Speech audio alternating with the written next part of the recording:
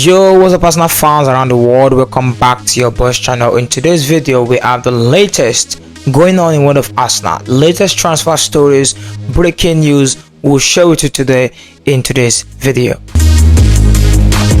So we have just few days left before the end of the transfer window for this winter period.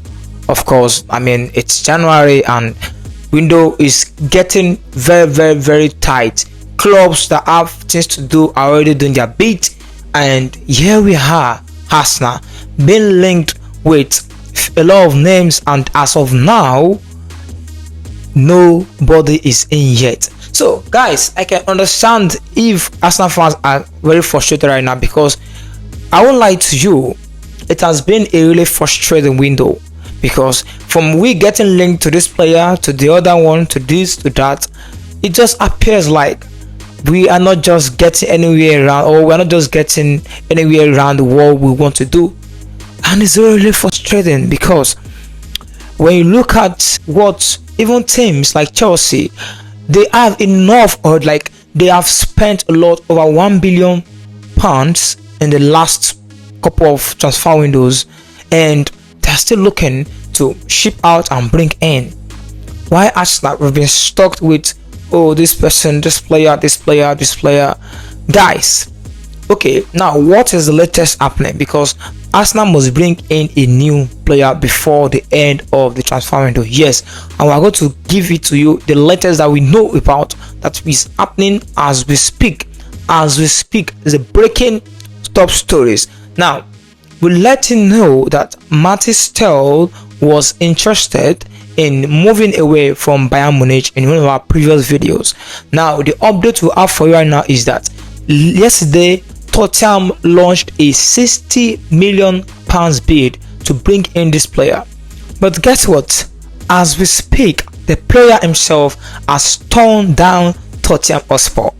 I know everybody will feel, oh wow, when the transfer reports came in, when we're told by sources in the transfer market that Mathys Tel is a possible target for Chelsea, Manchester United, Arsenal and Tottenham, I looked around and I said, if there's any team this young player would choose, if he has the right agent, the right people around him, he will surely pick Arsenal. But at the same time, I know United just have this way of luring players into their so-called theater of dreams, because personally I feel it has become a team of past glory. United are not what they used to be. So I know Tottenham, of course, there are Spurs, you know what I mean, like Tottenham will always be Tottenham. If you want to win something serious, then it's not the best place for you to go. I'm speaking as an Arsenal fan, no disrespect meant. So we also have Chelsea, who have more than enough and they're still looking for more. So a player that wants a clear pathway of opportunity will not necessarily look at them. Then we now have Arsenal with a brilliant project close to winning the Champions League and Premier League. So which team do you think we choose? So I felt all the way it will pick Arsenal, but now we Mathys Tel pick Arsenal, because even now we have an update for you on Ollie Watkins to Arsenal, because we told you in our last video that Arsenal are working on that deal, but unfortunately something came up, and that is what you need to know in this video. Aston Villa have agreed in full, they have reached full agreement with Saudi Arabian club Al Nassr for the transfer of John Durant. We told you in our last video that Arsenal are interested and working on a deal to bring Ollie Watkins to the Emirates, which we were all excited about, that finally we get to see a striker at the Emirates even before summer. But Aston Villa will not let their two top strikers go at the same time. So definitely they are stuck on keeping at least one of them, which is Ollie Watkins, because John Durant, now we are told he has already finished his medical, is as good as a Saudi Arabia Pro League player. He is no more an Aston Villa player, pending official announcement though, but he have it on good authority that he has completed all his medicals, he has passed everything. He is now set to fly to Saudi Arabia to just do normal unveiling processes and whatever they do over there, regulatory processes are just, but officially it's not totally announced, but it's done.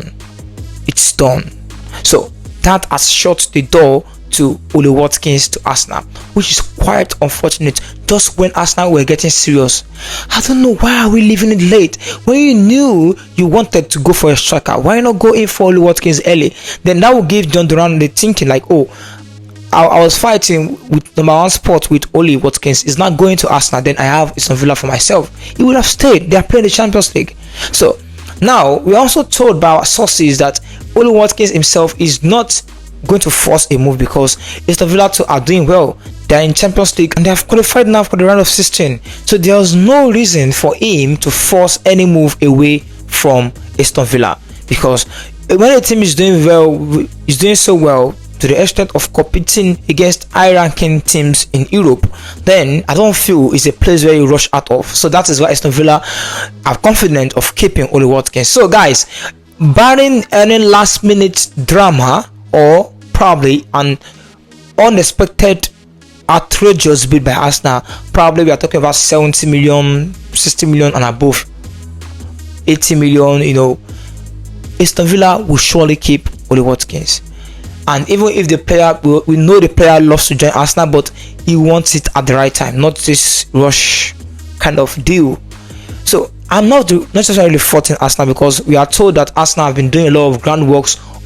They planned initially to bring in probably Sesko, but Sesko and his team made it clear he's not leaving. So now they have no other option than to look for an alternative, and which Ollie Watkins, even before they arrived at Ollie Watkins, it took them time to complete certain inquiries, groundwork and likes before they put in their first bid. So we can't necessarily or totally blame them, but at the same time I feel maybe we should have been more proactive, because now we are leaving in late and we now stand the risk of ending this window without a striker signing yet again. So Arsenal fans in our comment section on YouTube or on Facebook always complain and saying, why is Arsenal doing like this?